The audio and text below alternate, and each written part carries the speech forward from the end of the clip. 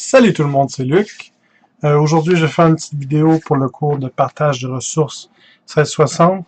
Dans le fond, c'est là où on va commencer à checker dans le fond, les partages, les profils et les partages de base.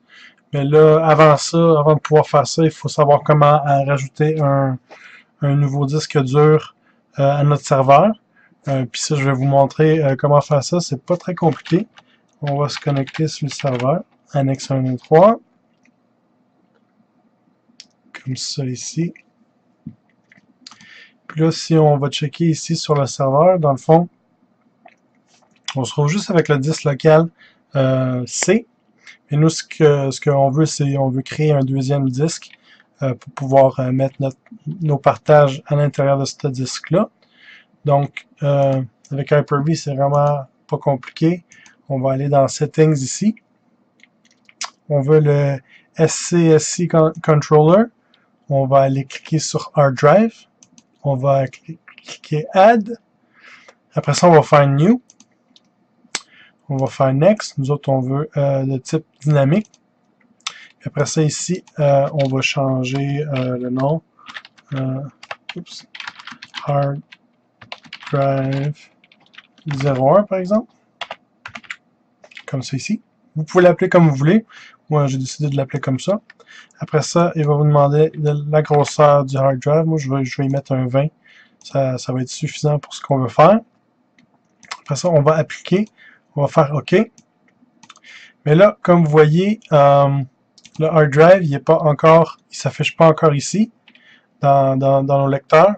Ça, c'est parce qu'il faut aller l'activer. Donc, on va aller dans nos gestions de disques ici. Là, on peut voir qu'il y a un 20G qui est non alloué, celle qu'on vient de rajouter dans le fond. Dans un premier temps, ce qu'on veut faire, c'est qu'on veut le mettre en ligne. Puis après ça, on veut initialiser le disque. Là, on va le mettre en partition GPT. Puis là, c'est juste une fois que ça c'est fait qu'on peut se créer un nouveau volume simple. Puis on va le formater normalement là, en système de fichiers NTFS. Puis là, une fois que ça va être fait, il va apparaître ici dans nos lecteurs, comme ça ici. Puis on va juste, moi je vais juste le renommer partage. Comme ça, je sais que c'est le lecteur pour le partage. Fait que c'est pas mal comme ça qu'on rajoute un nouveau lecteur sur le serveur.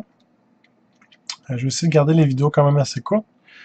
Puis les descriptions quand même assez courtes. Comme ça, si jamais vous voulez savoir comment faire quelque chose, mais au lieu d'être obligé de regarder une vidéo de 10 minutes, vous pouvez regarder une minute de peut-être 2-3 minutes, puis avoir l'information que vous avez besoin.